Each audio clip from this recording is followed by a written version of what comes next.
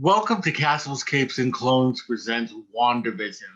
This is a show where we do a deep dive into WandaVision. So we're going to be talking about episode 5. If you haven't already, stop and come back after to watch this episode because we are going to be giving away a lot of spoilers during this episode. So that's your warning is that this is a spoiler heavy episode. If you haven't already, please subscribe to our channel, hit the bell for notifications, and do like this post, as it really does help us out. So, hello everybody, I'm Loren, and I'm here with Rich and Thom. How are you guys? Good. Good. Good. How are you? Me? Yeah. Yes. Yeah. I mean, I could ask Thom again. How you doing, Thom? Yeah. I'm doing fine. If I seem a little low energy or anything like that, it's because I was up so late last night watching this episode, and then I came out of dialysis. But too excited to discuss this episode, so I'll probably be able to get through okay. You know what's funny? I was talking to you yesterday, and I said I'm not gonna watch it when it comes out at midnight because it's just my mind races right afterwards, and I can't go back to sleep. Right. So I went to bed around 9 o'clock, and then I woke up, and I'm like, all right, it's got to be like 4 o'clock, right? No, I woke up at 12. Exactly. It's like my mind, like my body was ready. It's like, what are you doing? You got to get up. Exactly. And then I sat there for a while going like, no, go back to sleep. And then I couldn't because I kept thinking about that's not going to work. In my head, I'm like, it's on right now. I can go turn on the TV and it's on. And I know. I just did it. So I too am a little tired because then I had to go to work at like 4 in the morning. 4 o'clock. Yeah. So anyway, we'll get through this. Yeah. Okay, so it starts off as a 80s sitcom, so we knew that it's progressing by decades, and they have their babies, and for some reason the babies are not listening to Wanda. Why do you guys think that they weren't listening to her? Like, do you think it's not Tommy, but Billy that's kind of preventing the magic, or maybe it's both of them, that they're immune to their mother's spells? I don't think it's the kids, because it's the same kind of thing that happened with the stork. Mm-hmm. She couldn't control the stork, and you know, we'll probably dive a little bit better and more into this, but I really do not think now that Wanda is the villain in this. So I mean, I was wondering because when I saw that you know that the twins weren't being quiet, I didn't think that there was anything off about that. I just thought they were just being, you know. Yeah, that's specifically. I think they're just being babies. Yeah, and that they just, you know, like her and Vision are just overwhelmed. They don't know what to do. Like I feel like any parent, like I don't know what to do. My kid won't stop crying. Yeah, having been around babies, not just like our niece, but if they're in a crying fit, sometimes you're just like, I don't know.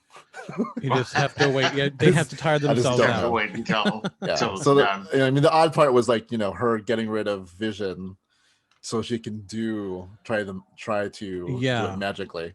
Mm-hmm. So I still think there is someone else overall controlling all this. Well, and we'll get into that. Go ahead. Yeah. Well, I was just gonna say, like, so do you think that she is on? I guess that would make sense because she's only able to control so much. She's not able to control Vision, really. I mean, because he's figuring things out already. Right. I mean, I'm sure we're all wondering, how did she? I mean, even in the show, they're like, how did she bring him back without the Infinity Stone? Like, is it just his corpse walking around?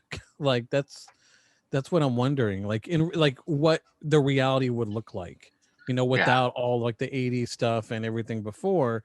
I mean, we kind of got a glimpse of it. We see what he'd look like after Thanos kills him. So, and I remember when I was on here last time, you did mention the multiverse of madness. And this is clearly some kind of anomaly that she may be tapping into, and it could be. But you guys know more than I do. I'm just essentially, a casual. I'm a filthy casual when it comes to Marvel. It's just the movies, and that's it. Yeah, those are all good questions, and we're going to talk about all of that for sure. Yeah. So Vision, is kind of tepid about Agnes, dealing with the babies, and all of a sudden Agnes was outside of the reality for a minute, and she's like, "Do you want me to do another take? Should I hold the babies? You want me to hold the babies? And should we take it from the top?" And I thought that, Agnes, I felt, had played a more active part, but now I'm starting to wonder. It wasn't that she was like, do you want me to hold the babies or something? She said, "You want me to hold the babies, so should we do this over?" Which goes back to what the scene with, not back, but like it's kind of enforced by the scene with Norm, that there is something in their heads telling them something. And what it's a little bit like kind of glanced over from the last episode is when Monica and Jimmy Woo were standing outside the anomaly, or the hex as it is now. Like he says to Monica, "Can't you feel it?" Like there's like, she didn't really acknowledge it, but he kind of alluded that there's something telling him not to go in there. He said it doesn't want me in there. That's what he said. So I wonder if it's this voice that's telling them to do it. But everyone's saying, it's Wanda. Right. But I'm not convinced that it's all Wanda. I know. Neither am I. Yeah. Neither am I. So, anyway, the twins turn around. I mean, the twins are quiet, and they turn around, and all of a sudden they're 5 years old. Yeah. So what do you think caused them to age? Do you think it's them aging themselves, or do you think it's Wanda that aged them subconsciously? Do you think it's some, other force that's aging them? This one, I think it is Wiccan. Okay. Billy. Yeah. So for Thom's, Billy is, his name is his call. I don't even know what to call it. His funny name is Wiccan. Yeah. And he pretty much has the same powers as Scarlet Witch. Oh, okay. Whereas the other one, Tommy, is Speed. Yeah. Which obviously is Pietro. like Pietro. His powers. But because it seems like the one time that they aged from 5 to 10, Vision and Wanda kind of knew they were going to do it, and I was like, no, don't do it. And then again with the dog, she tells him not to do it. Right. So I think they are in control. I don't know if in this universe their powers are like kind of shared between them. It does seem like they're of both the same mind-ish. Kind of this way Vision was like, we're usually of the same mind and something, whatever. But I think the twins are kind of being very twinny. Yeah, that's what I was gonna say. I think it's like twin intuition. Yeah, they're working off each other for sure. Yeah. All right, well, we go into a Family Ties Full House opening. I thought, as soon as I saw that drawing, I was like, oh my God. They really nailed it too, with just, again, like with every other like little sitcom, everything down to just like the theme song. Right. Like it seems like something that would like but it doesn't. It's cheesy in the right way. Like they nailed. It's like I wouldn't be surprised if they got like the same songwriters for some of the old sitcoms just so we can get the feeling of it right, even down to the lyrics. You, think it's you know who still- wrote? It's the same. It's the Yeah. Lopez's, right? Yeah. Yeah. I know it's them, but it gives that vibe that it's that, not just that, like how they're shot, Right. audio, everything, like even down to the dialogue. Every sitcom, every era they've done so far, Oh they've yeah, just like this they've just nailed it is perfectly. This episode is very much lit Mhm. like Family Ties. Yeah. Yeah. And even the color scheme is very Family Ties because they had like really deep browns in their sets and all that kind Right. of things. So like yeah, I mean like even like I almost feel like even the sound mix is different from episode to episode that fits the era. Mhm. Yeah. They really commit to it. I mean, they Yeah. really do. And I think even like the laugh tracks also are different in each one. Yeah. Mhm. Yeah, they're not using the same laugh track in each Yeah. one. But yeah, I mean it's funny that so that whole sequence, there's so much in there. Obviously they're kind of using some of Elizabeth Olsen's actual photos, Right. but then they have her like what looks like she's in Sokovia Yeah. in the one. And then also if you listen to the lyrics, it's literally telling you the story. Yeah. Mhm. It's so true. I mean, it's like the hook line is we're just making up as we go along. right. Much.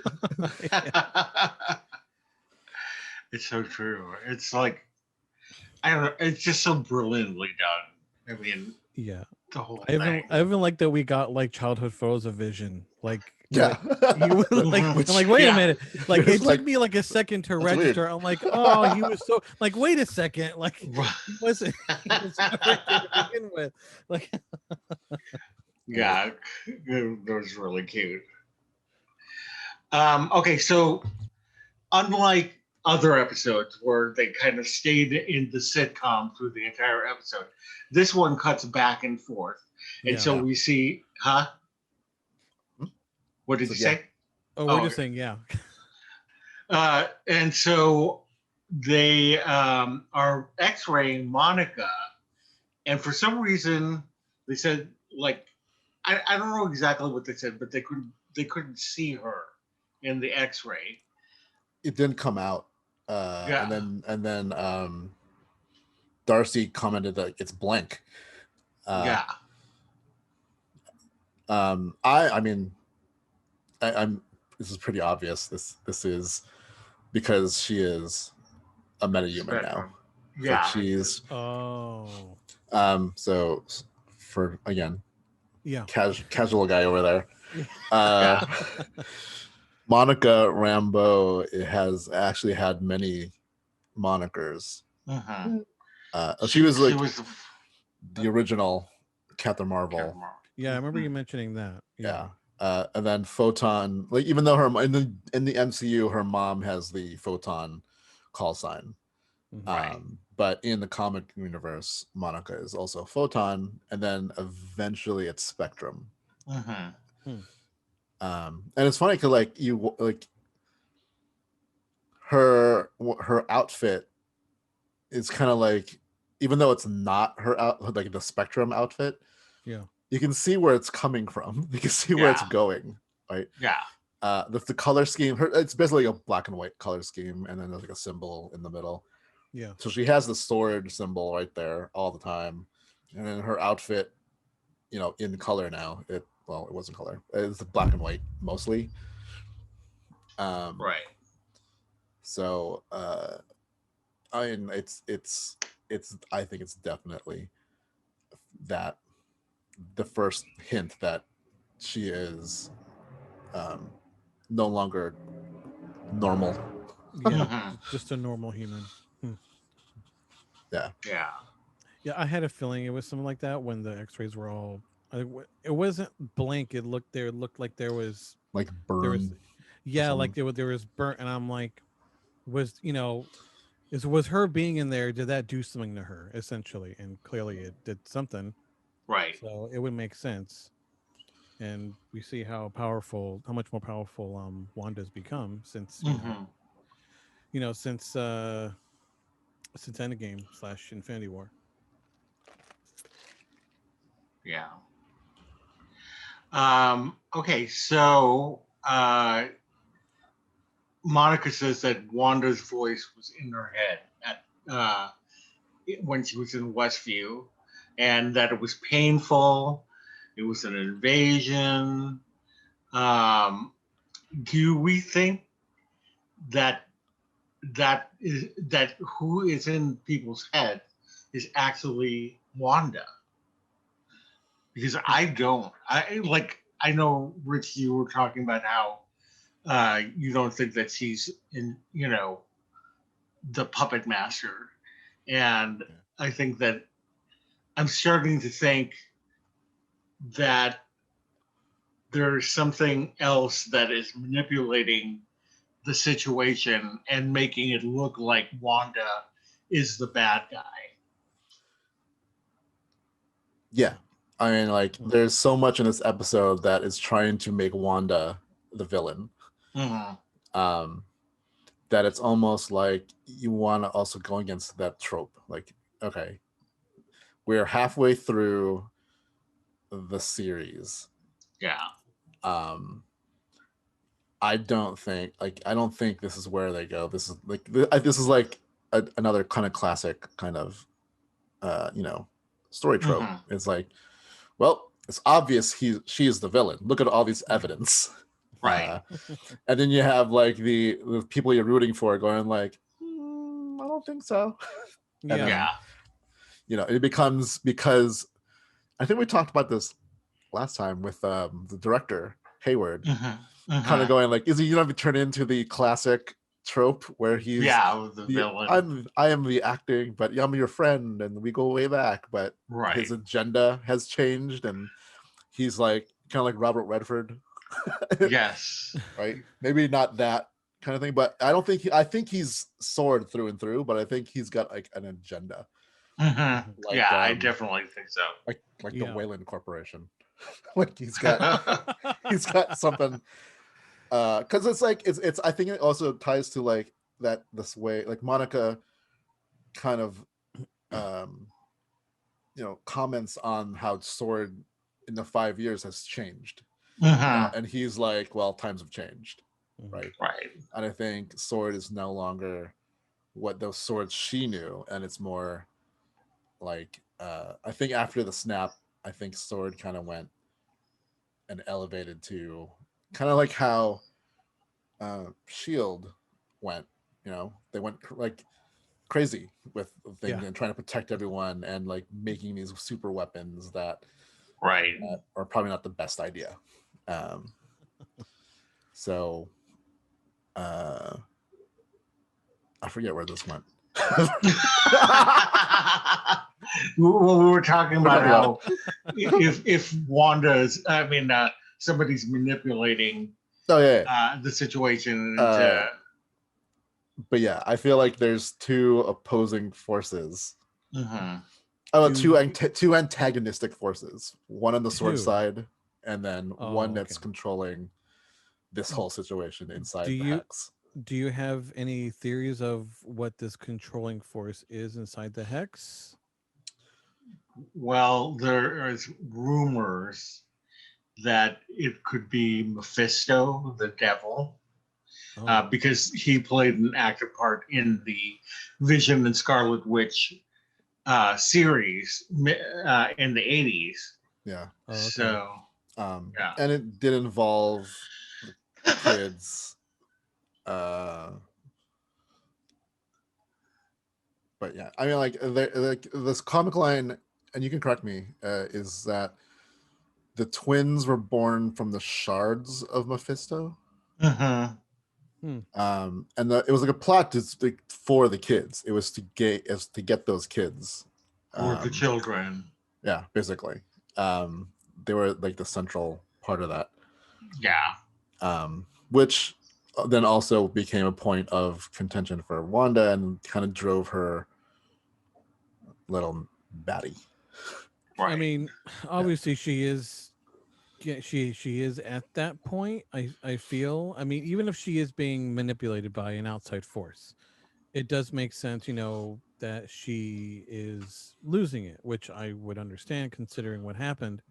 Yeah. But her just she's the bad guy now. It does seem cliche at this point. Especially, and I feel like the direction this show has been going with all the mysteries and all of like the what's going on, I feel like that would just be way too simple. Right. I mean, there could be an element of her madness isn't helping. She could just be making things worse because of this, because she is almost using this anomaly as a way for her to cope with of the loss of vision and everything. Right. But it does make sense as something bigger and more dangerous and powerful would be the root cause of this. Yeah. I mean, my theory is that, especially I think this episode, strengthens it a little bit, is that after she gets Vision's body, she had to go to someone for help. And I think this is part of some deal that she made with whoever it is. In the previous, it was kind of like everyone thought maybe it's Agnes as Agatha Harkness. Yeah. But I feel like maybe it's not. I feel like that's also like the biggest misdirection of this series so far, is that it's this mistrust in Agnes, and I don't think it is. I think I do think that she's not a resident of Westview. Well, in the sense that everyone else is, she might have been there for a purpose, but I don't think she lives there, or if she lives there, she's like new there, or something. That's why I'm wondering if she is actually on Wanda's side, and we're all thinking, oh, she's got some kind of nefarious part in it. But yeah, I started wondering when she kind of skipped her lines, or was confused about what she should do. I'm like, that seems odd that a major villain would kind of be thrown off like that. Right. So yeah, it's very interesting. So you think she's probably trying to help in her own way? Like she is more aware of what's going on. She was like, okay, well, I'll just play along. Maybe I can help her along the way, bit by bit. That's what I'm wondering. I mean, I'm not necessarily fully convinced about it, but it is a working theory in my head. Yeah. I mean, like, because like, it could be because of the whole Agatha Harkness tie. That's a theory. That's who she plays. And Agatha Harkness, while not a true blue villain or true blue hero, I mean, she was helpful to Wanda. She was the nanny of the Richards son. So I think like she plays this part of, maybe she, or it could be that Wanda went to someone or someone's, and Agnes is one of them.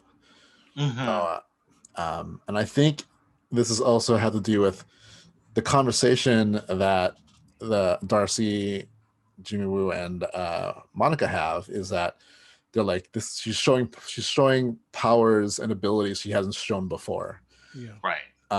So I think that part of this was Wanda going for help, and then whoever, because Agnes was also like a mentor to Wanda in the comics, maybe taught her how to use her powers more. And this is why she's so much more powerful than anyone saw before. And whoever that is, if it's Agnes or someone else and Agnes, I think Dottie is still part of it also. Like this, yeah, I do too. This group of maybe they are witches. Like the whole scene where Hayward's trying to get Jimmy to name Wanda, like she has no nickname, no whatever. Yeah. No alias. And she was like, no. Like, get off it, dude. Why do you keep pushing I know, I thought that was odd too, that he kept pressing it, and I'm like, okay. I didn't know if that he was trying to diss Jimmy or something, or is there something? But like, maybe this is like at some point during this series, she gets called the Scarlet Witch, and that opens up the whole witchcraft kind of.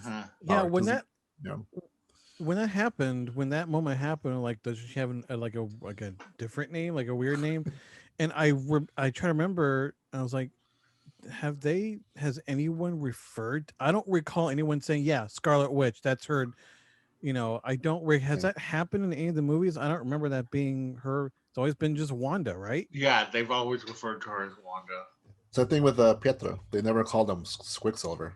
Right. Yeah. So just because everyone knows who those characters are in the comics, well, everyone who's a comic book hero nerd knows. But like it could go back just to like last episode, where that episode was just, I felt like some of it was just like the writers knew at this point that the audience would have so many questions. Yeah. And they literally said it, like all the questions. Yeah. And I feel like this is like one of those moments of like, the audience keeps calling her Scarlet Witch. Let's just throw a little thing in here. We're like, so she has a name, right? Yeah. Like, no. I mean, it threw me off because I was like, yeah, it's totally Scarlet Witch, guys. That's her name. And they're like, no. I'm like, oh, it's right. They never referred to her as that in any of the movies so far. Yeah, although it's too coincidental that they say that like Rich said, that they're eventually going to name her Scarlet Witch. Maybe it's next episode. It looks like next episode is the one where you see them in their Halloween costumes. Yeah. Of their costumes. Yeah. Right. Yeah, because those were the original costumes, right, in the comics. Yeah. Isn't that what that? Yeah. The original looks. I remember seeing those in some of like the promos. I'm like, and I looked it up, and I was like, oh, that's right. Like, of course they would do that. Like, like we need more nods to the original material, which I love. I had a question. What do you guys think of the fact that, like, I don't know if it's the world or the FBI or just Jimmy, but they seem to know a lot about the events of the Avengers. Yeah. Like they know like they're just tossing out Mind Stone, Thanos. Like they weren't there, but like it feels like at some point the Avengers is like, here's what went down. Like no, and also like knowing that Wanda, like, without the rain of fire thing that Thanos called, she probably could have defeated him right there. Yeah, like Monica's like she could have, except he called down a blitz. That's a very specific detail that we know only the Avengers were the only ones that witnessed that stuff. There was like a whole bunch of them, but I mean, there was there like some kind of like debrief somewhere where like someone said, like, here's what happened. I think Peter Parker saw that from across the way, and because Peter's kind of a loudmouth, and since he is working with essentially with Shield, well, it's not Shield anymore. I wouldn't be surprised if he was the one like, oh yeah, I saw one over there, she almost took him out, it was crazy, and then this happened. Like I could see that being the case. And also I also wondered something else when he brought up, when they brought up, Wanda, could have taken him out, and then he said, well, Captain Marvel too. Like she got pretty close. Mhm. And Well, let's not get ahead of ourselves yet. Okay. Go ahead. Yeah, let's not get ahead. I just have We're so good. many questions. Yeah, we're wandering a little bit. You know who it was? It was the guy from Ant-Man. Oh yeah. What? The guy He's a- from Ant-Man. Scott's Yeah. friend. Yeah, With the van. Luis. Yeah, Luis, yeah. Yeah. Luis. He's the one Oh, who yeah. debriefed everybody. Yeah, he did. That's so funny. I would actually love to hear his version of the 10 years of Marvel. Oh please. Oh my gosh, We need that. And it's only and the whole thing is only like 3 minutes long. Just him telling the whole story. Yeah, And his that would be voice, awesome. Yeah. All right. Well, they talk about Wanda being a terrorist. That's what Hayward thinks, and Monica doesn't think so. So I think that we are in agreement that we don't think that she's a terrorist. Mm-mm. No. Yeah. I mean, like Monica brings up some good points, like, because obviously, the suits always try to like, well, didn't you say in your disposition this and this without any kind of context? Yeah. And that it's, and like that's typical. But Monica is like, I didn't perceive any, preconceived, like there's no political agenda. I don't think she predetermined this. Even though, she inflicted like kind of pain and whatever. I don't think, she doesn't think that she's either consciously aware that she's doing that much pain or that was her intention or whatever. So, that's why I'm wondering if it's somebody else that is actually controlling the people, and making it look like it's Wanda. So, anyway, so Vision, Wanda bursts into the Sword compound and took Vision's body back. Now they had obviously been experimenting on him, and they completely like dismantled him. He was in pieces. Yeah. I thought it's funny, like the conversation is like, turn around on her, like, well, she violated whatever, right, and against his wishes, and I'm like, those guys weren't like just holding his body in like some kind of memorial. Yeah, they were like they were in lab coats. He was in pieces. Like, what were they doing? Yeah. Right, exactly. And this is the love of her life, and of course she's going to go in and take him back.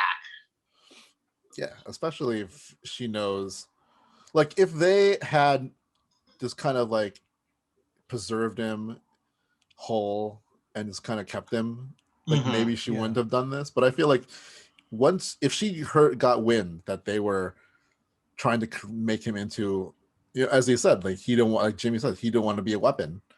As like as innocent as Sword may be, it's like, oh, we weren't going to do that. They were totally going to do that. Yeah, they were going to. Yeah, they were going to. They're totally going to do that. Yeah. So, I just find it funny that they're like, look how evil she is. As part of his reasoning to treat her as a terrorist. Yeah. She broke in the Sword. Right. So, if I was in her position under those circumstances, I would have done the same thing. I would have went in there and taken. Yeah. And taken definitely. Yeah, I would have done the same thing. I would have done the same thing as well. Yeah. She didn't hurt anyone. I don't think. Did she like? It looked she like just burst in there. She burst in there, maybe like pushed some people out of the way, but she just burst in there and probably took it. She didn't like mortally wound anybody. Yeah, she didn't mortally wound anyone. Maybe some bruises. Like, just get out of my way. Like, yeah. She's not evil. She's pissed, but she's not evil. Right. Yeah. So back into the sitcom. Wanda starts getting a little careless with her magic, while Agnes is around. And Agnes just seems to be acting really weird, like she's drunk. Yeah. And I know that she had been drinking a little bit, but it's just she's acting completely out of character from what we've seen of her before. What do we think is going on with her? She was being a lot more erratic than before that I Mm-hmm. noticed. Like she was like, "Oh, where do you guys keep the liquor?" Like just she was everywhere. Like Yeah, yeah, way more than usual. because she watched the kids grow up from 5, and she was there when they aged up to 10, and She's um, seeing everything now. yeah, she's seeing everything, and I think it's very interesting. So Hmm. I guess I we'll mean, yeah, find out. that could lend to your theory that she is trying to help in some way because she's like, like you're right. The first time she aged, they're like that happened right in front of her. She was like, "Oh yeah, kids." She would pretty much pull the "Oh yeah, kids these days," even though they Mm-hmm. literally just aged 5 years. Right. So yeah, it would make, especially yeah, now considering that, it makes sense that she is aware of what's happening. Also, going back to earlier episodes when we overheard some of her dialogue when she's saying like, kind of implying like, oh yeah, she's new here, referring to Monica. Yeah. So it would kind of make sense that she is playing along, trying to help in some way, like in a more subtle way, I guess. Mm-hmm. Wonder if it's because like it's clear that everyone in town who's on the show has this voice in their head that they're telling them to do these things. Right. She even, mentions, "You want me to hold the babies, so do you want to do this again?" Yeah. Yeah. Um, but it's very clear that she's less incapacitated. Like she has more control over herself as a person Yeah. Yeah. than the others do.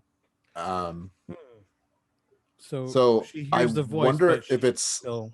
if it's just kind of like also that she's got so much going on in her head, even though she's got control, she still has this voice in her head. Mm-hmm. Yeah. Whereas everyone else is kind of like helpless. She's aware, but she also needs a coping mechanism. So she's like drinking. I don't know. I Right? know. Or it's It's just going to be the really interesting. pressure of all this thing and her trying to, because she's consciously trying to fit in to this world that Wanda Right. has created, whereas everyone else is just doing it because they're in some kind of trance state or whatever Vision called it. So I think, like her erraticness might be because she's too aware of everything. Yeah. You know what I mean? Could be. Like it's courteously like this skips ahead, but like Wanda also is starting to get a lot more flustered about things. Yes. And it could be that if maybe at the same time, like if Wanda is getting flustered, that she would make Agnes also feels it.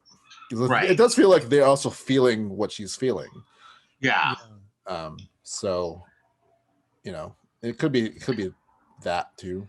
Yeah, I was thinking that it could be the stress of being a parent is kind of wearing down on Wanda, and it's kind of affecting the rest of the neighborhood, and especially Agnes, and that's why she's acting so weird.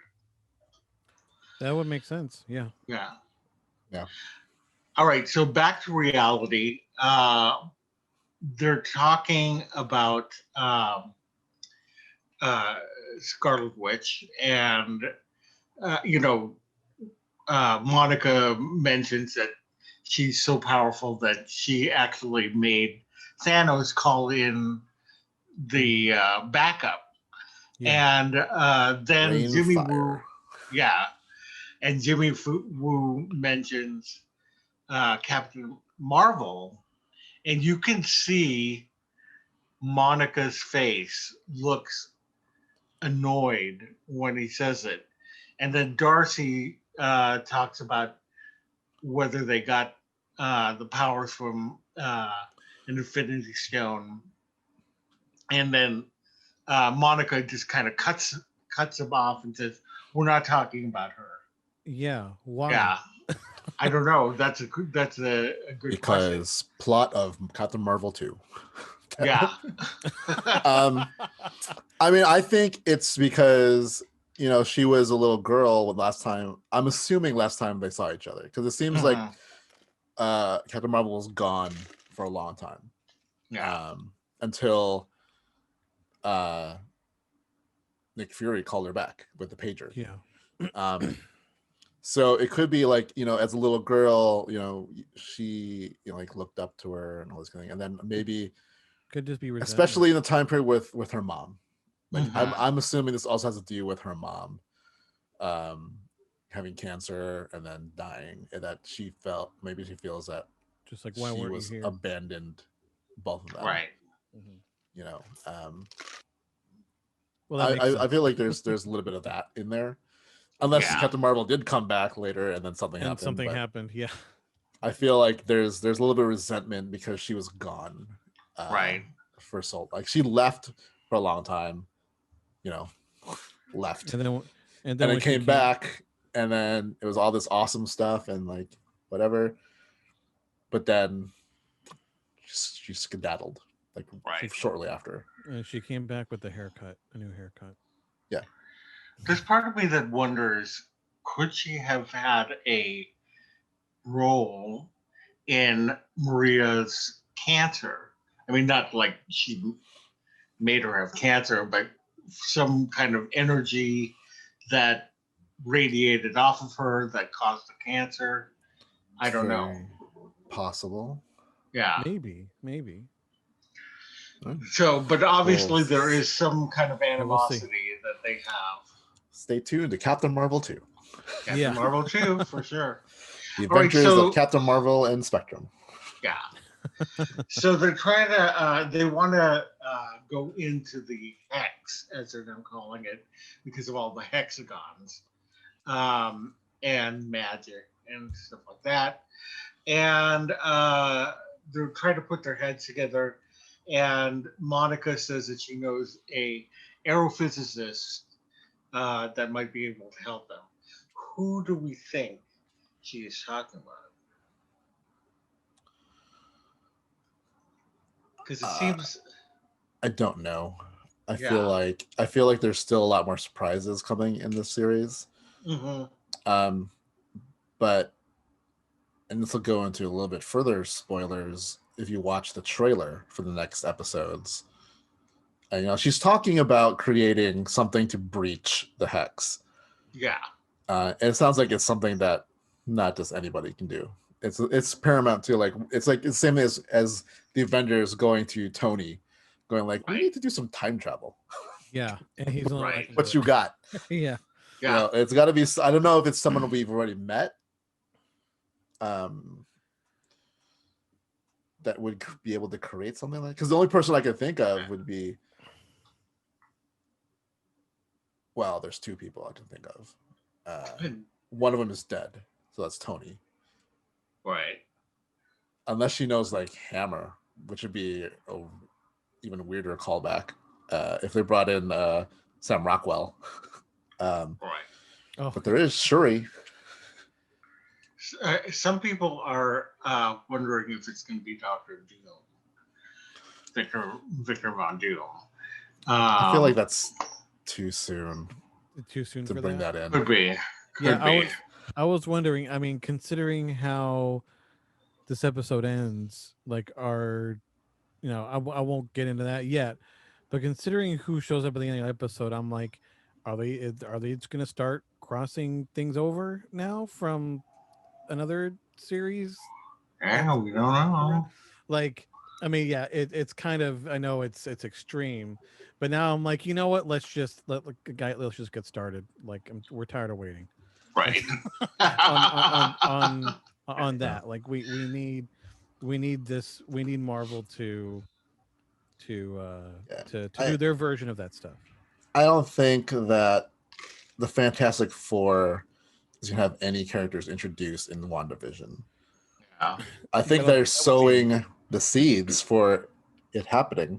Yeah.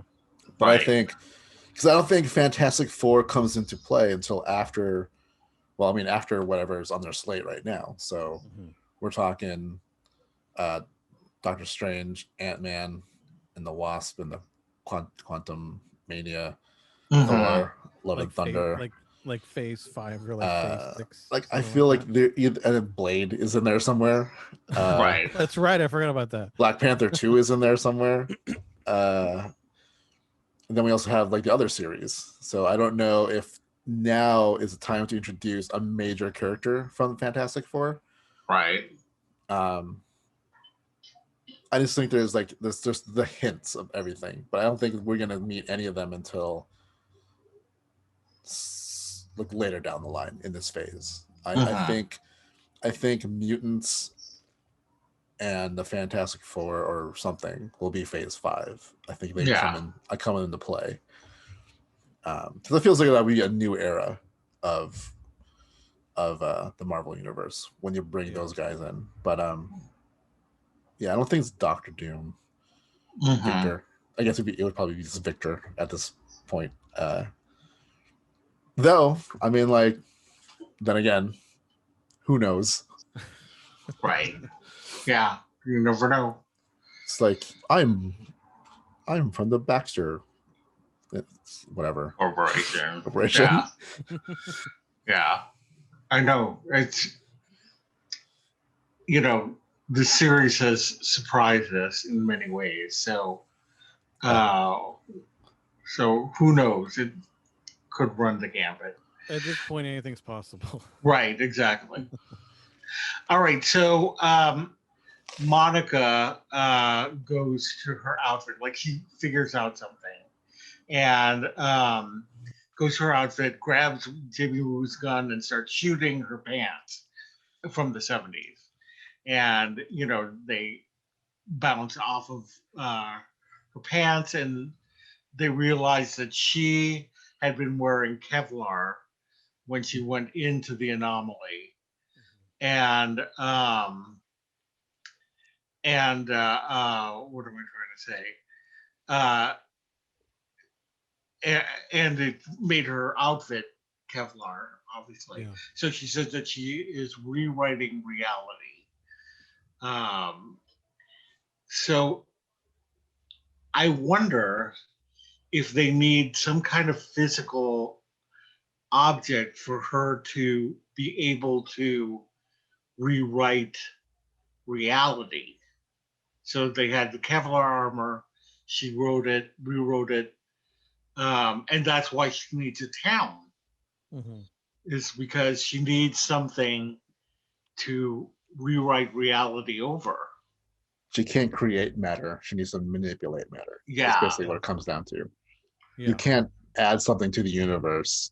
It all comes from some kind of building block, and it has to exist already. So yeah, the drone, the little helicopter drone Monica was used in the beginning, and then we finding out that it turned into just some useless toy that kind of had a color scheme. Yeah, I feel like that lends more toward that. Like it can, reality, like you said, these things can be manipulated, but they can't be just created out of nowhere. Right. That would make sense. Yeah. So we go to Vision's office, and he is introducing everybody to email for the first time. And he's at Norm's computer, and all of a sudden pops up a memo from Sword talking about the Maximoff anomaly. And do we know why that email came in? Did they send it, or I don't recall. It's not clear. Yeah. Because the thing is that comes right after Monica saying, "What if we don't have to, or what if you send in something that doesn't need to be changed?" Yeah. But I mean that turns out to be the drone later on, but because that cut kind of led you to believe first that might be the email, but I don't think it is. This scene I think lends to the fact that Wanda is not in control of the whole thing, because I feel like everything in like with just Vision Wanda has no clue what's going on. I think Wanda can only kind of manipulate everything around her, right? As part of the not as a story, whole. or so I don't know why all of a sudden they got an email. Right. I don't think they sent it because it wouldn't be something. It's not a message to. Yeah, because it doesn't seem like it was directed to Vision. To Vision. Mm-hmm. So, yeah. But then again, if this leaves me like whoever's manipulating, if they knew that happened, then why? They would have put a stop to it. Yeah. Right. Or is this just like there's now kind of because they were in the 50s and the 60s and technology was right, the 50s and 60s technology. Now that we're heading towards modern, and the fact that even the aspect ratio is no longer 4:3. Yeah. Right. I feel like we're heading towards a modern era, and I think maybe it's a little bit harder to keep everything lo-fi. Like it's easy to say there's no internet, right? In a world that has no internet, but literally Vision. And I thought it was kind of weird because I'm like, did the internet exist back then? I know, that's what I was wondering too. I know late 80s probably more prevalent for like companies and stuff. Yeah. So I'm like, I guess if we span the whole of the 80s, it makes sense. But like he's using terms like internet and email, and I'm like, is that something that they coined back then? In the 90s, even the early 90s, I remember that being thrown at internet, even though we all didn't quite understand what it was yet. Yeah. I do remember. I even remember like things like, "Oh, that's just something rich people have right now." I remember like internet, computers, email. Like that's just like a rich people, and like you said, like a company. Yeah. Like it wasn't like how obviously not how it is now. So yeah, it would make sense, and also that being the case, because Full House that was like I remember that being early 90s. I remember that's when it was at its height. Probably I think it crossed over. It was like late 80s and then early 90s. Right. But I think because technology, like internet and cloud and whatever, who knows, Wi-Fi exists. Whoever created the world might have taken all of that into account, right? And that's why all of a sudden these computers in this world are picking up Wi-Fi, right? Or picking up just email, like email. Just like the most one of what we consider like the most basic thing now. Is now helping Vision to realize what's going on, getting an email, which is Now that I think about it, and that whole scene, because now I'm trying to figure out but then why was everyone reciting it in the way they were? That was weird. Yeah, why did they do that? I'm like, is part of this controlled by a computer of some sort? I know. It was very interesting. It's very Matrixy. Yeah. Like they're all plugged into something, and whatever.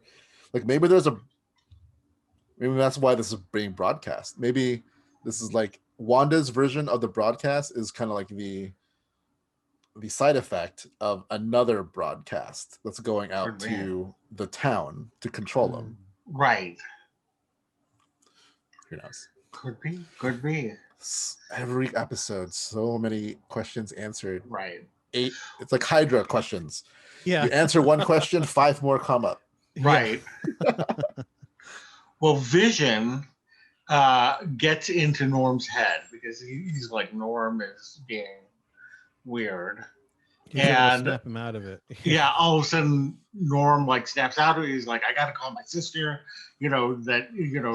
she's in my head and it hurts so much and stuff like that. But he doesn't say Wanda or Yeah, it was very careful. It was she. That's why I'm saying she. Obviously, again, it's one of those things like the show manipulates you into thinking it's Wanda, especially after Hayward is also like it's Wanda. It's Wanda. Even like the end of episode 3. Right. 3. It's all Wanda. It's all Wanda, right? Yeah. Yeah. Like, it's a little too convenient that it is Wanda. I mean, she's obviously part of something, but I feel like there is another she involved. Yeah. I absolutely believe that. So, is who that is? Right. I don't know. Right. I don't think it's Agnes either. I know, yeah. That's I was thinking that it would be Agnes, but now after this episode, I'm like, now I don't know. But that's the what? I was like, what if it's like there's something about Dottie as well? Yeah, like Dottie. If you look at the conversations about everything, especially from Agnes describes Dottie as the center to it all. Right. So there's something. There's got to be something about it because she's the other one who's not on. She's not even up on the board. Yeah. At this point, she needed permission from Kevin Feige to play. Cast. Yeah, and it seems that she's going to be coming back in a big way because it can't be that he wanted permission for her to be in that one episode, and then to ask Phil if she looked fat in that outfit, So yeah, we know that she's coming back in a big way. And I can't the rumor. There's a rumor that she could be playing Emma Frost, which could be another. Again, it's one of those things like, do you introduce these characters now? Right. This early in before, because we know. Well, we don't know, but like, I don't think we're getting an X-Men movie until at least Phase 5. Right. Yeah. So I don't know if they're going to introduce mutants or. Maybe it is that, like, another theory is that Wanda is the cause for all the mutants, right? In the kind of reverse of the comic books, where she took away all the mutants in the comics. In this world, she actually creates the mutants through whatever, right? So maybe Dottie if it is Emma Frost, maybe her mutant abilities come from this event. Right. But who knows? But like, I feel like she definitely has a bigger role. Yeah. Right. We just don't know what it is. So it could be like her, but all I say, like, the guy who plays Norm, that transition was great. Yeah. It was really, really good. It was really good. Yeah, they have some really good acting in this series. Speaking of acting, like the twins. Yeah, they act like kid actors from the 80s. The 80s. Yeah, they totally do. Yeah. Like, there's something about their performance and just going like, man, it's a little cringy. But then you're like, that's how little kids were in sitcoms. Yeah. Yeah, because I heard somebody say they were bad actors. And I'm like, I think that they were supposed to be It's supposed to be that way. Yeah. Yeah. So. Right? Like how cheesy Elizabeth Olsen and Vision and Paul Bettany are, like, especially in the earlier episodes. Yeah. And it's like, because that's how people were back then. Yeah, and they had that whole thing where Wanda is talking about families forever, and it was like this life lesson that she was giving, and it's very like cheesy and whatever. I don't know if you caught like the episode name now. What is it? It's on a very special episode, which is another kind of sitcom thing. It was like. Yeah. And like the whole scene with the dog, like that felt like a very like, oh, this is the serious part of this episode where every time there's on the very special episode, it's always like a dark kind of a topic, death, drugs, and it's suicide. It's a bigger lesson than usual. Yeah. Right. But yeah, like the acting in this series is It's really good. great, from especially the sitcom peeps. Yeah. Okay, so Monica wants to send a drone in, like an 80s drone, and to talk to Wanda. But then it turns out that Hayward armed the drone, causing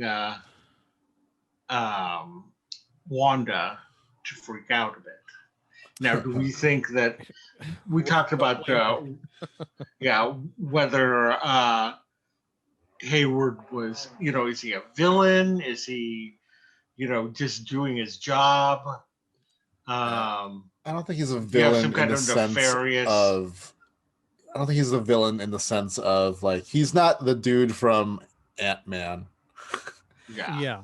I just think he's an overly zealous director of S.W.O.R.D.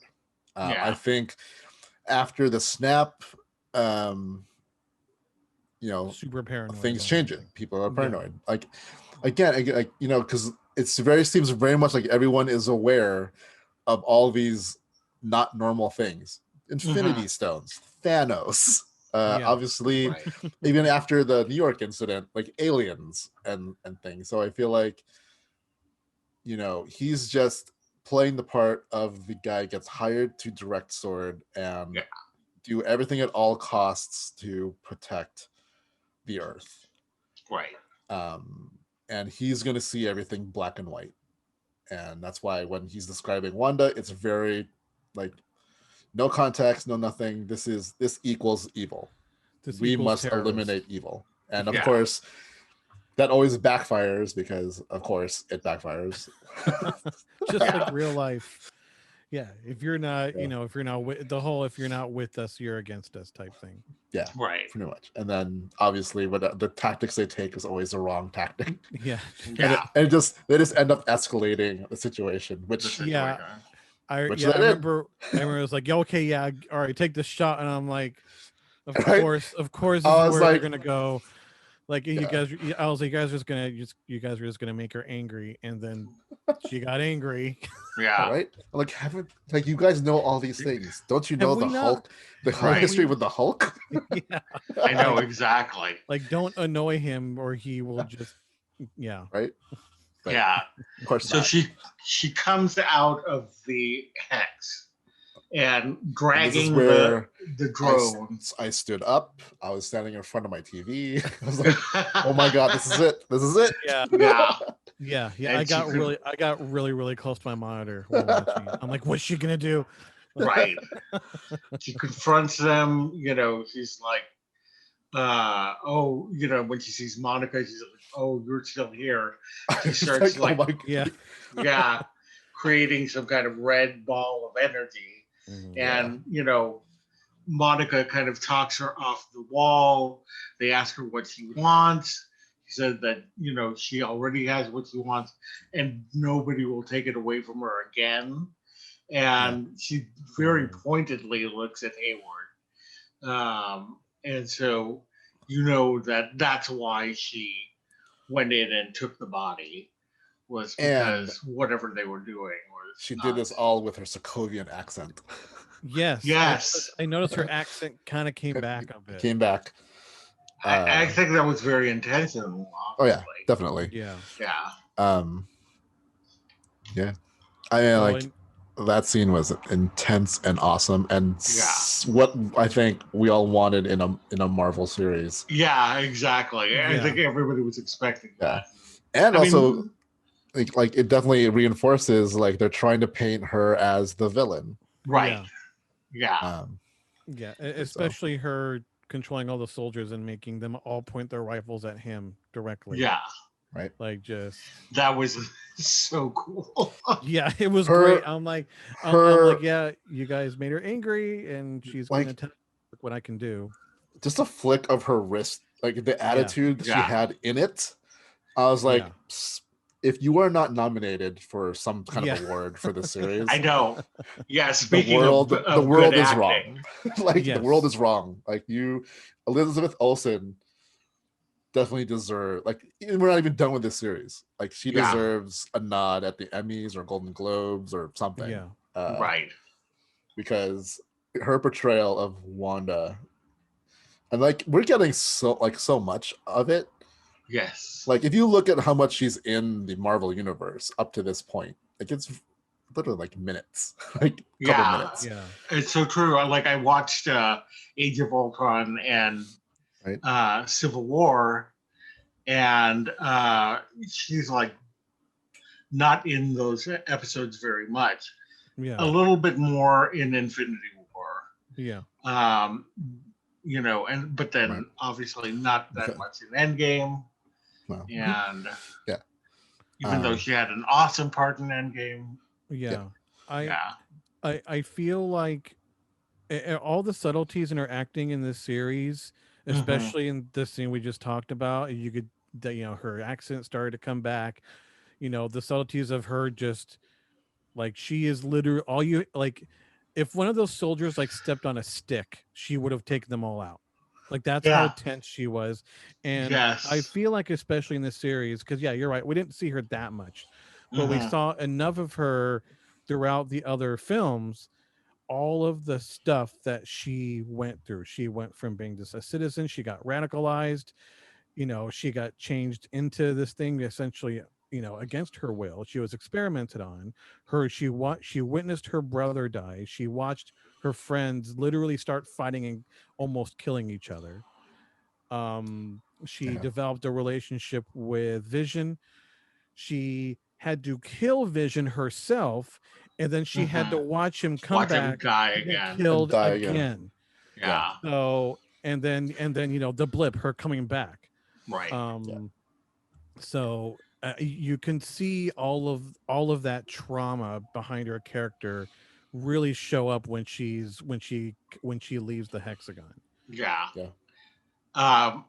Also, shout out to Christoph Beck for the music. The Yes. music, the Oh, score yes. in that was, I mean, it was so intense Yeah. and really good. Yeah. Yeah. I mean, it added to the intensity of that scene. Yeah, definitely. I mean, like, you know, to go back, I liked the line where they're talking about Wanda and her history and whatever, and Jimmy was like, or like, you know, Hayward's just kind of like, and she's a villain, and like, Yeah. Jimmy was like, that's kind of an oversimplification. Yeah. Like, Yeah. you're glancing over a lot in there. Right. To Right. come up to like, and she's just a terrorist now, and like, but that's not, that's really not what she is. But Yeah. you know, again, It's not that that's simple. his role. Yeah. I really do hope Jimmy Woo becomes like director of Sword. I know. I love him. I'm so glad that they brought him.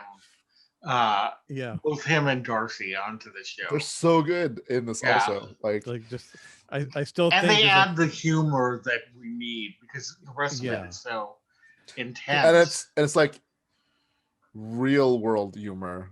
Whereas like the humor in the sitcom versions, like that forced kind of canned laughter humor. Right, exactly. Yeah. Real humor.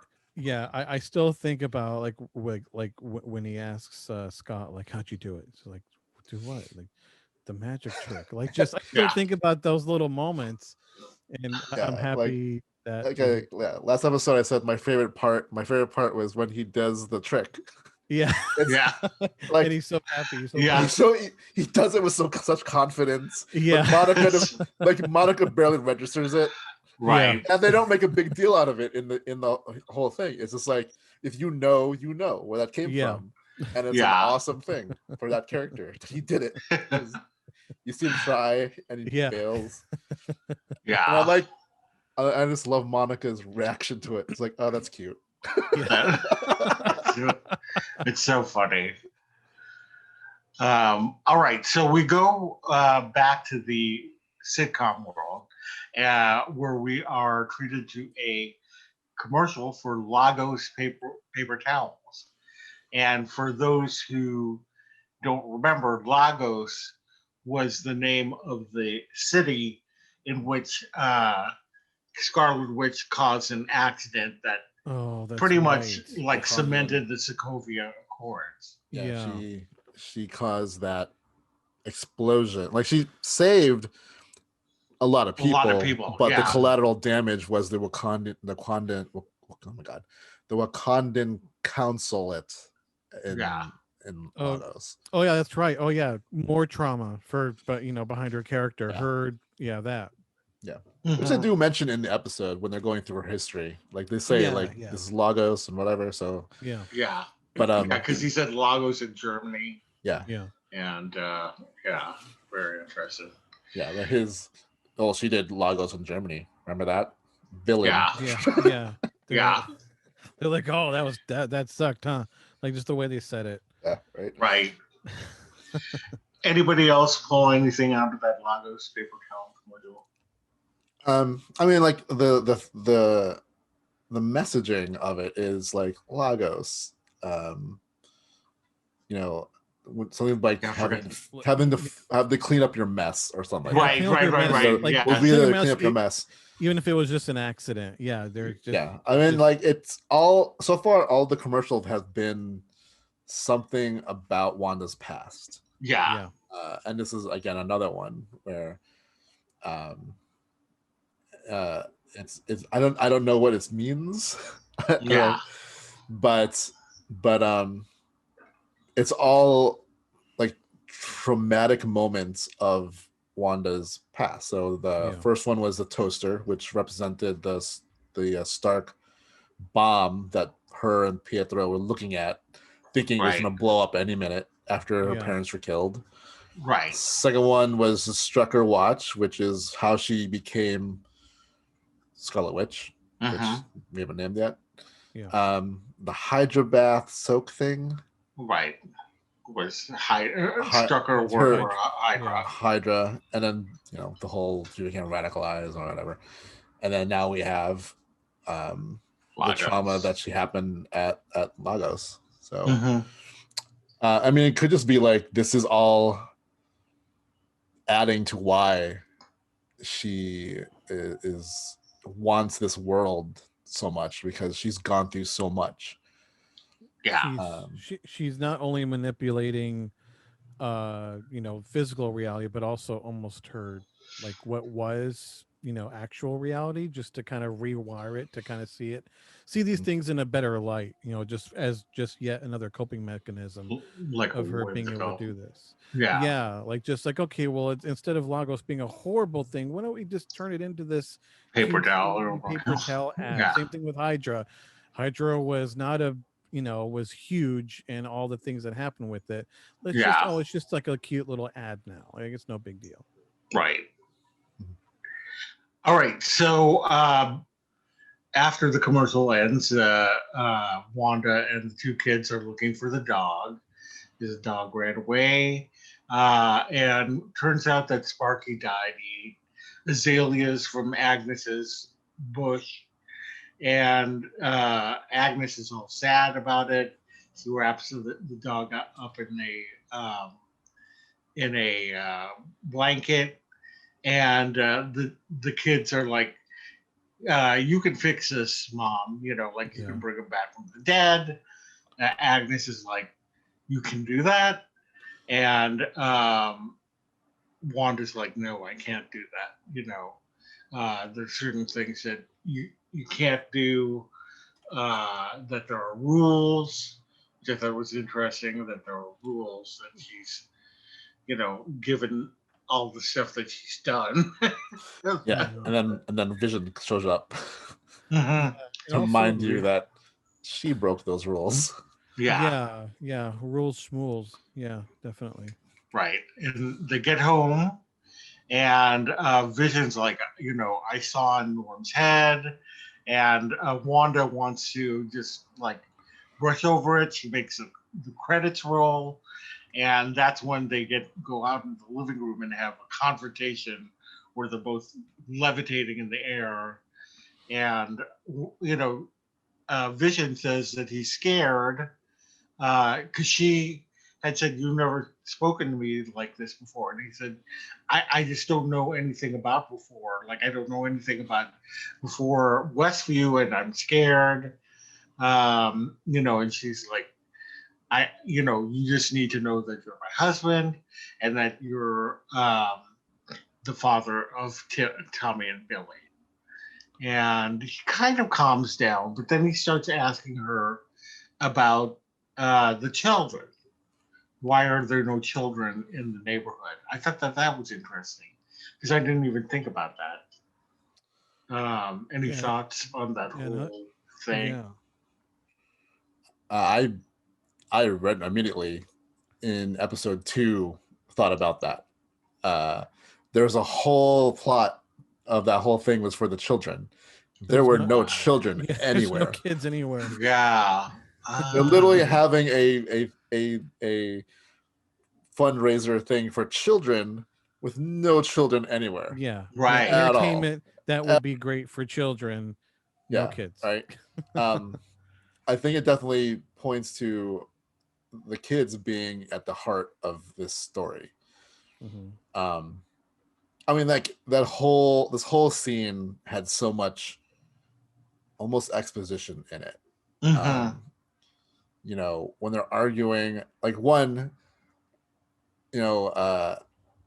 Wanda, and if you look at the episodes, she kind of does end the episodes in some kind of awkward moment, and she's just and then like Vision says like, "Oh, what are you gonna do? You're gonna change everything again, so to make me try to forget things."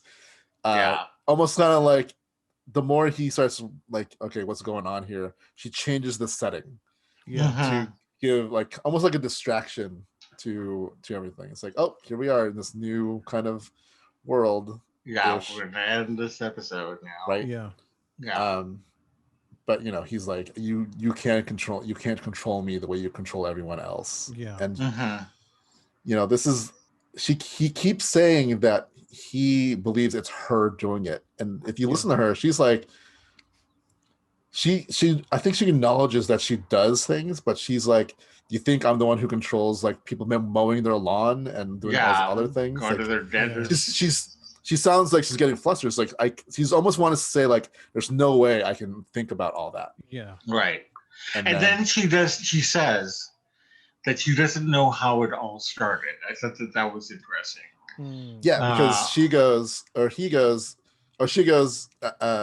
when she says, you've never spoken to me this way before. And he's like, I don't even know what before is. Right.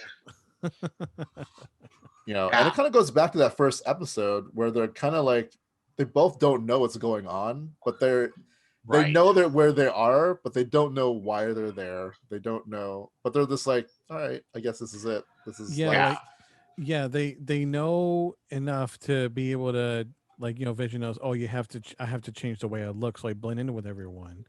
But that's essentially, you're right. Like, they're aware of who they are, but not. Oh, well, the way you said it was way better. I'm just gonna mess it up. Yeah, there was a lot to unpack there.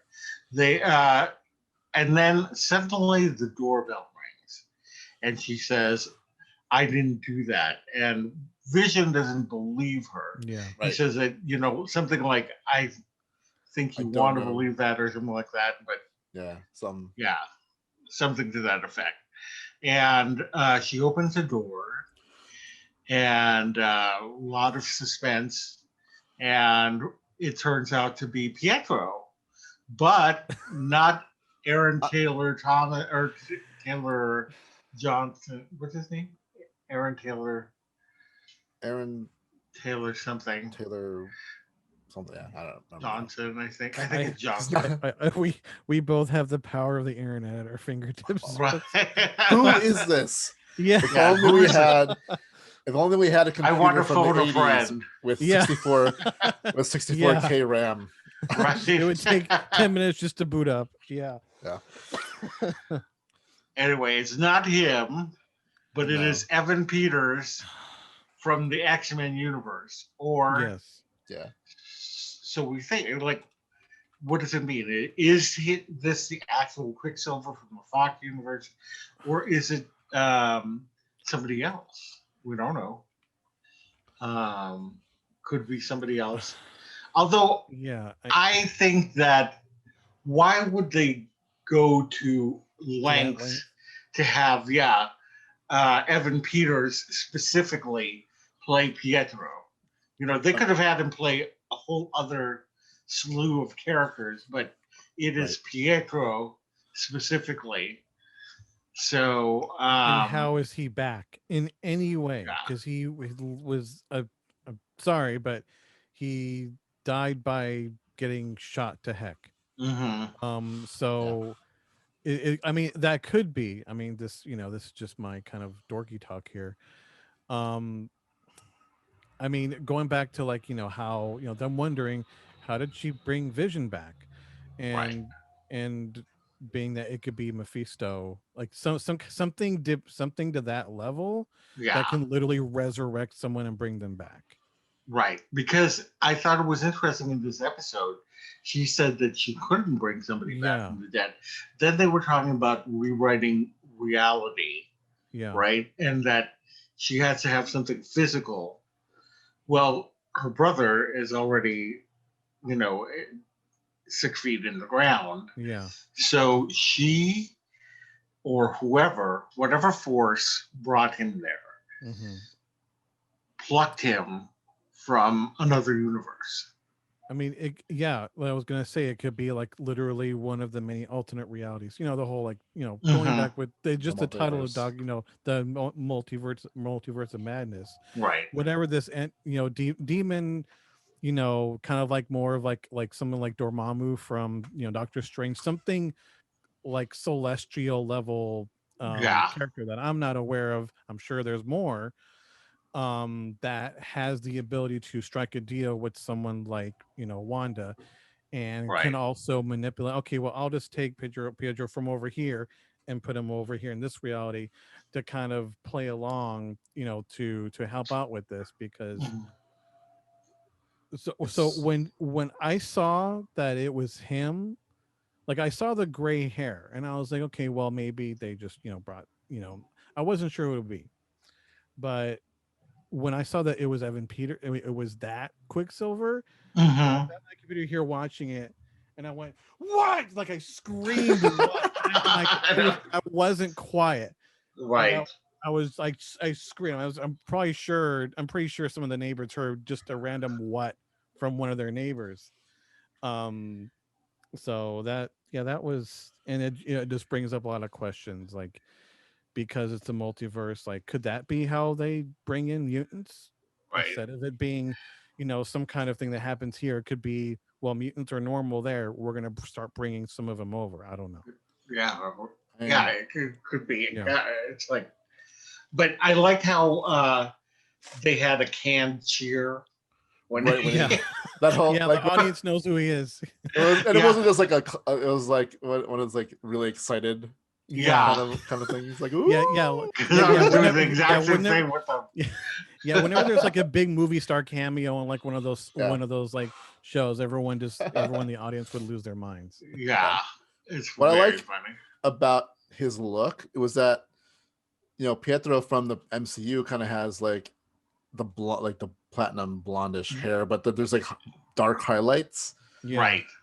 Evan Peters in the Fox X-Men universe is a straight up the silver hair.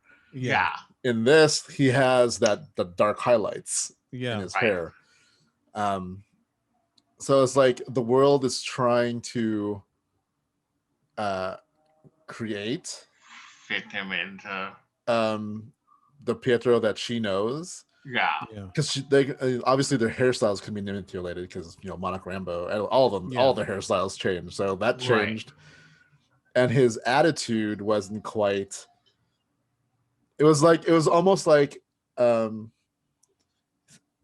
trying to equate a version of the MCU Pietro, who's kind of smart alecky, and whatever. And they kind of just amplified it a little bit here. Because he's not playing Pietro, he's playing Pietro in a sitcom Yeah. Right. Just the way Wanda is not quite Wanda. Yeah. So it's like their version of the sitcom version of He was Pietro, very, played by somebody else. yeah, Yeah. he was very Uncle Jesse from Full House. She recast Pietro. I love that. Yeah. I love that like the real world has like Darcy and Jim like will automatically just ask what the whole of the audience is also asking. Like, Yeah. Right. did we cast them? Yeah. It's very funny. But like he go, and then the first thing he says, oh, not the first thing. I think he says something in this weird. I don't even know what accent he was using. It was like it was like almost like a bad Brooklyn. It was like New York accent. bad Brooklyn Russian terrible accent. Yeah, like it's like stereotypical. It's like Dick Van Dyke. Yeah. Cockney level in Mary Poppins accent. It was like, what is that accent? Yeah. And he's like, what? No love for your long lost brother? Yeah. And then he's like, who's the popsicle? Which makes me go like, right. That was funny. How is he seeing Vision? Yeah. Like, is he seeing a body Vision, or is he just looking at Vision going because he's weird colored and calling him a popsicle? But you know, like, that's what I think it is. Yeah. Because like with his accents of like calling someone a popsicle, sometimes they refer to it as like stiffs, like dead bodies, as right. Like especially if they're frozen in the morgue kind of thing. Yeah. So interesting. Yeah. Did he see live Vision? Like, is he colored red and yellow, or is he looking at his corpse, like how he looked when he died? I mean, like that's also a question that like I've seen on internet is like, do the actors see what the Vision that Wanda is trying to or they're trying to show, or are some of them seeing Vision for Vision? Like, does Agnes see Vision as how everyone else sees Vision, or does she see him as corpse Vision? Yeah. That's interesting. We need to get interesting. They need to make an action figure, just call it Corpse Vision. Right. Just like Corpse, oh my god. Yeah. I'm sorry. I had to go there. Not gonna lie, I would buy it. See, yeah. We got a gold mine here in Marvel. Get on that. Make literally a Corpse Vision, highly detailed figure. Oh, that's horrible. All right. So when we were talking during our podcast, the Marvel edition, we talked about fans thinking that Magneto could be part of WandaVision. Now, we have Evan Peters, who was a big surprise to everybody. Yeah. But do we think that he is the Luke Skywalker cameo, or is there somebody bigger that's coming? Yeah, we're only 5 episodes in. I mean, I wouldn't be surprised if he just ends up like it's not a cameo, like he ends up being like an integral role to what's going on. Obviously, I mean, they feel like he has to be. No, I think something bigger is coming. I do too. I think that's because Paul Bettany said something about like this is a seasoned actor that he's been wanting to work with, and no offense to Evan Peters, but I don't think he's quite the seasoned actor. He's great. He's really good. He's great. Yeah, I mean, I like Evan Peters, but it's not what you think of. Okay, we're gonna go down this road real quick. Just bear with me for a sec. If they do that, and this is extreme, this is like, all right, we're just bringing in direct characters from X-Men because we own it now. Why not? Right. I know this isn't going to happen, but if for any reason, as like a cameo, one-time, character, if they bring in Sir Ian McKellen as Magneto for just a quick, like he's in it for 1 minute, he doesn't even say any lines. I will literally sit here and sob like a 5-year-old kid that just scraped his knee. I'll do you one better. I'll do you one better. Okay. It's both Ian McKellen and Sir Patrick Stewart. Well, I'm God. just gonna have just a Can complete you imagine? I will have a complete emotional breakdown if that's what Oh if they my do God. something, or either of them.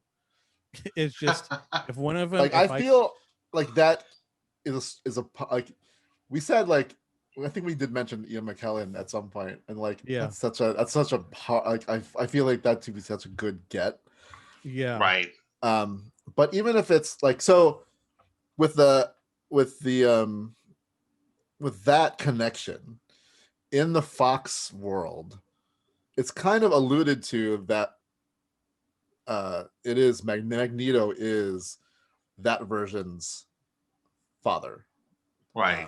Yeah. So, part of me was like, well, everyone says that Cumberbatch is probably going to be in this series at some point, but I'm like, Yeah. Sure. Well, I feel like they might have worked together already. Yeah. Right. In some capacity. Yeah. Because they're all part of the cinematic Marvel universe or whatever. Yeah. Yeah.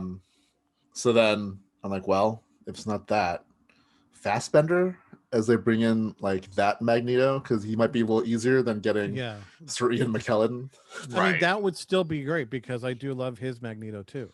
Yeah. Mm-hmm. So, but I'm like, would that be a Luke Skywalker?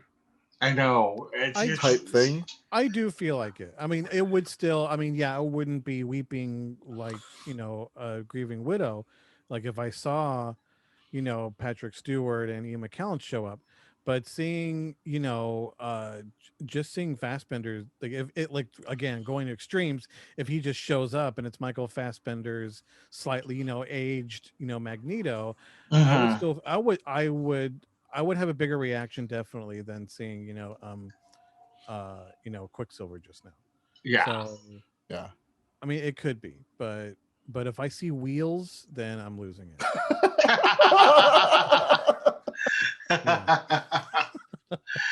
It's still one of my favorite moments in the first X-Men where Logan's being introduced to everyone. He's like, oh, and Professor talking about like, Cyclops, Sabretooth, and he's like, so what do they call you? Wheels? I love that so much. If it's like it's not just Ian McKellen, but it's like the cast of the original X-Men movie. Yeah. Just sitting there. Yeah. And then there's a quick bamf, and then Nightcrawler shows up, and then credits. Yeah. And then God. immediately I just feel like, what? What? Wait, what's you can't just, and it's like end series end. To be continued in Spider-Man. Yeah. Right. Hugh Jackman reprises his role as Wolverine in Spider-Man 3. Like all it would take is like Ian McKellen for Patrick Stewart, and then credit, and then it goes to fades, and then you hear a snick. Yeah. Right. Oh my God. Can you imagine? That would be so funny. Any other thoughts about the episode? Did any of you catch the recap and the change in the recap? No, wait, there was a recap. So in the beginning of every episode, is a recap. It's like last time on WandaVision, they changed it. They changed the line. Yeah. I skipped over it this time. I had wondered if I just didn't hear it correctly the first time. Oh no, why don't you say what it is? Because when I was watching it, it's the same kind of thing. It's like, oh, okay, rehash, whatever. I was kind of like doing some other stuff, but I heard the line spoken.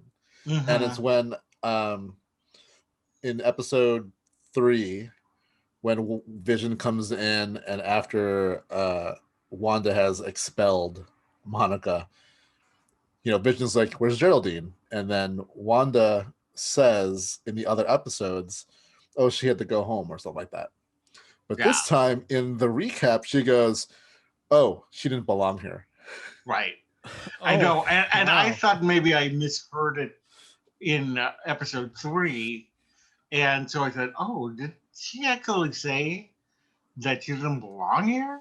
No. And so, that was... Because it was also in the previous recap. because how the last episode was focused on Monica, so they also had that same line in the last recap, but it was the line from the actual episode. So I was like, man, am I gonna have to pay attention to the recaps now? The recap, like, yeah, are they I wonder if throwing that was things in there now? Yeah. Yeah, I mean, wonder if it was intentional or somebody. It's got to be intentional. Oh, that's totally intentional. That's totally intentional. Yeah, they took 2 takes of that scene and used it. Hey, let's put this other take in the recap just to mess with people. Right? Wow. Yeah. Like, wait, is that what she said before in the episode? No, I need to watch the recaps now. Yeah, like I think I talked to you after we recorded the podcast yesterday, but they interviewed the writer, and she was saying, how there are a lot of kind of hints in here, but there are a lot of red herrings in the episode. So, it's one of those things like everything could mean something, or it could just be a red herring. Or it could mean nothing at all. It's like communism is a red herring. So it's like, but now I'm like, man, now every time you hear like last time on WandaVision, and they're like, what did happen on last time WandaVision? in your head, like what happened? Yeah. Right. That's funny. But that there's also something else. I don't know if this was an actual nod to anything, but when they're playing with the dog and they're like, sit Sparky, sit, good dog, the first thing came to my head was sit Ubu, sit. Sit. I thought that's of that interesting. too. It's for anyone born in the 2000s, Right? Who doesn't know what was it was like at the end of an episode of it was a production company was it like Ubu Productions, but I don't remember what show. Yeah, I don't remember that was on a lot of shows. Yeah. I can't remember though. I couldn't. I want to say it was like Family Ties had that, right? Or something. Yeah, it was one of those. It was one of the ones like on TGIF too. I think some of those had those. Yeah, something. But it's definitely in the 80s at the end of an episode where the production company or whatever they show the little title card comes up. It was like Ubu Productions, and the whole thing was like this dog and the voiceover saying, "Sit Ubu, sit, good dog." Now I gotta know. Yeah, I'm looking this up too. Yeah. And also the dog is from the comics. The Vision comic. I guess where he creates this android family for himself, and they have an android dog named Sparky. It kind of looks like him. Family Ties. You're Family right. Ties. Family Ties. Day Family Ties. Day by day. Open House. Oh my God! Day by Day. Spin City. Yeah. Spin City had Spin that. City. Yeah. There's a couple other ones I don't recognize. But they did quite a bit. Nice. But yet, there's no way that wasn't put in there intentionally. Right. Yeah. Like as a nod to that, considering the quote unquote episode in this episode was, that era of sitcoms. Yeah, and very very pointedly. Yeah. I mean, like even the living room looked like the living room from Family Ties. Yeah, everything in the show where they show all the different eras, their production artist needs to be nominated. Yes. Insane, all the different things. The production artist, the costume designer, like they need to be nominated because they did a great job. Yeah, nothing looks out of place in No. Yeah, it looks at all. And it looks so like you believe this was a show from that era. Oh yeah. But yeah, I immediately thought of City Buset when they were playing with the dog. Yeah. And then one other thing is the mailman came back in this episode. Right. It's the same mailman from episode 2. 2, yeah. Where it was kind of a weird interaction with him and Agnes again. Yeah. Yeah, he said like, your mom won't let him get away. And this one, yeah. But I'm saying in the first time we see him right being interacted with, there was another awkward moment. with Agnes. And like there's theory that he's the witness protection person. Oh, interesting. Because he's also not on the board. And right. people are like theorizing that he's not on the board because Jimmy Woo is trying to protect his identity because he is he's the actual guy they tried to go find. Right. Yeah. Who also could be a red herring. Like he's just there because they needed something to bring them to New Jersey. Yeah. What else was there that I noticed? There was something else, but I can't remember. Anyway, right. Yeah. The credits that were rolling while they're having that argument. I did not look up every single one because there was way more than, but I did start recognizing some names. Leanne Patrick that they just recycled into other roles. So I'm like, all right, maybe just really nods to. I recognize Leanne Patrick right away. Yeah. Because she was the first credit in the she was 70s. Like director or something in that one, but this one she was like down the list somewhere. Yeah, she was like store or sound or something. Yeah, music maybe. Yeah, I didn't have time to go through all of them. Yeah, because I last episode I was saying after that episode aired at now 12:30, I immediately watched it again, sat at my computer, watched it, and paused and wrote down everything that I noticed in whatever scene. It took me like an hour and a half. And then I looked up at the credits. I looked up every single credit to see, and a lot of it this is seemingly names from people who've worked on Marvel movies at some point. Yeah. And then some of them are just like out of nowhere, just whatever name. Could be someone's uncle, who knows? But nothing stood out as a this might point to something. The only name that came up that was a character name was that one from the first episode, which was one of Peter Parker's friends in his Abraham team, Brown, which might be coincidence, or not. Who knows? Yeah, that's the only name I looked up that had any actual connection to the actual MCU world. Yeah. So. Cool. All right. Anything else? Okay. Well, then we have come to the end of our show. Be sure to like our post.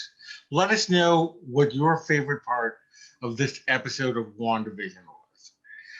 Share our post with your family and friends on your social sites. Most of all, be sure to subscribe to our channel and hit the bell for notifications. You can always reach us at podcast@castlescapesandclones.com. Leave us your feedback, good or bad. You can always reach me on Twitter at LowJaff and on Instagram at Loren Javier. How about you guys? You can reach me on Twitter and Instagram at R2Romasanta. And Thom? And you can you can reach me on Twitter, Instagram, and Twitch, and that is at 6orbs, SIXORBS, all spelled out. Once again, when it comes to my streams, mature content. Mature content. Imagine if Rocket was unfiltered. Right. Or I think we said last time, like, it's Deadpool. Yeah, oh yeah, that's right. Yeah, it's just Deadpool. Think Deadpool. All right. Well, the opinions expressed on today's vlogcast are solely our own and do not represent the Walt Disney Company, its subsidiaries, or assets. Thanks so much for joining us, and we will see you later, guys. Bye. Yep. Catch you on the flip side.